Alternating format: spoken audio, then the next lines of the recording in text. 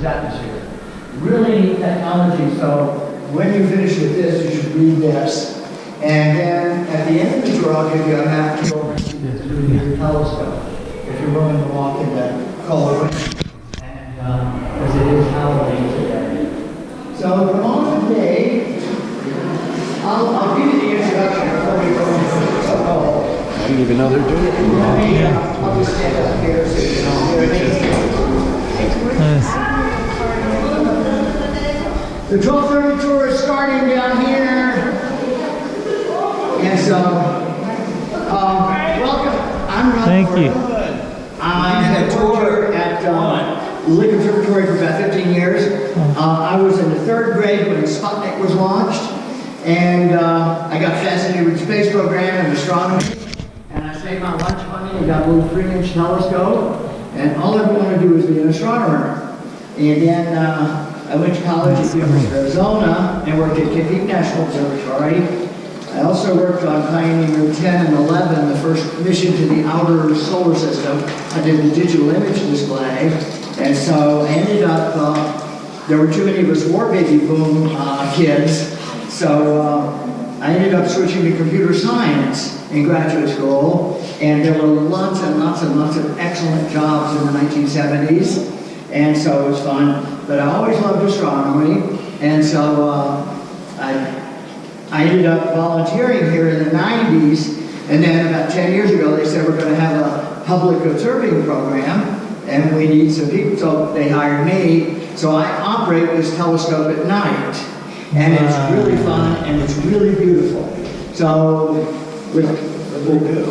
one more thing.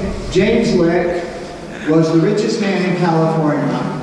And he had a stroke in 1873. He decided he was going to build a monument to himself. He had $3.6 million 1870s dollars, which is a load.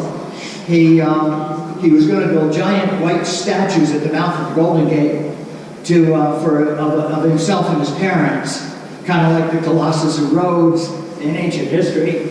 And they told him if there's ever a Navy war, they'll blow those things to smithereens. And so then he said, well, I made my money in real estate all over the state because he got here from South America 2 weeks before gold was discovered in 1840. So he owned all of San Francisco. He decided to put a giant Egyptian pyramid on his property at 4th and Market Street in downtown San Francisco. And even back then they said, we do not want a giant Egyptian pyramid in our downtown. And so he ended up giving $700,000 to us, 1870s, to build this observatory and give it startup funds. So the county built the road because this was going to be the largest telescope in the world, and it was dug by hand from January to December 1876 as a 1-lane dirt road for mules to bring all this heavy stuff up here.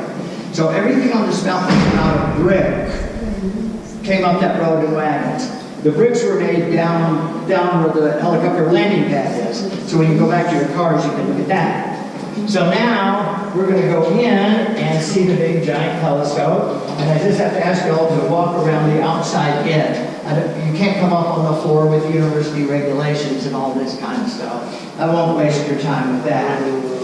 But Mr. Lick found a burial spot right here. And if you look at the bricks, he's right under there. He's buried under the telescope that he paid for. So that's a monument just about 10 feet under the desk in there. And the desk in there is a World War II Navy surplus disc. Ooh. So be careful, it's cold.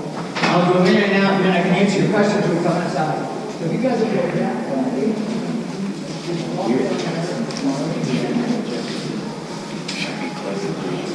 Oh yeah, it's gonna get out. Clickety click.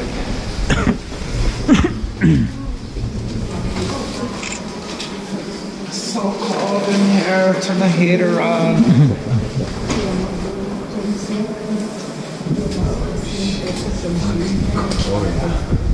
Wow.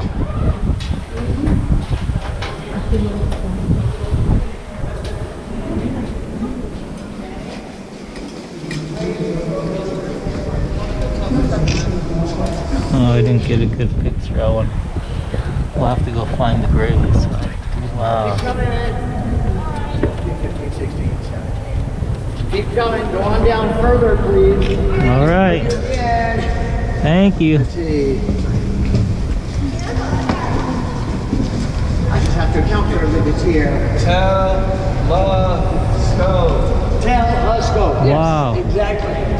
So, there are two kinds of telescopes in the world. There are telescopes that use lenses in the front to generate an image, and mirrors at the bottom, curved mirrors to generate an image.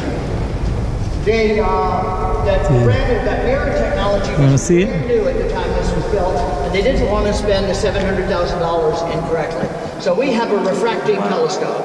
This is a 36-inch refracting telescope. It's the largest telescope in the world. They built one 4 inches larger and put it at sea level in Wisconsin. So could you step around just a bit because there's still people trying to get in the door? Now step around. That should probably do it there. And sir, it might be warmer if you could pick up another. I've got one more, okay. Well anyway, let's look at how the telescope works. Because some of you are interested and some aren't. Up at the top of the tube up here, we have two 36-inch diameter optically clear flash lenses. The front element is flint glass, the back element is, the front element is cut glass, the back element is flint glass, or leaded crystal. And they're about 6 inches apart. They have different curvatures, and the purpose of that is to make a white light image all the way back down here at the eyepiece. This is just an amateur eyepiece that you can buy. It's a television colossal, and they did a lot of work with this visually. In fact, they discovered the first new moon of Jupiter since Galileo in the summer of 1892, looking through the telescope. So,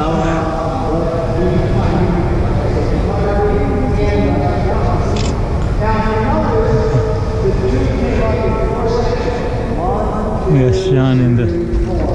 So all the stuff was assembled up here. They assembled it down there in the factory and then brought it up here and built it and coordinated. The two lenses weigh about 30 pounds. And if you notice, the tube is a little bit bigger in the middle than on the ends. And that's to make the tube stronger. And so they, with 400 pounds at the back, 300 pounds at the back, 530 at the front, they didn't want the tube to sag.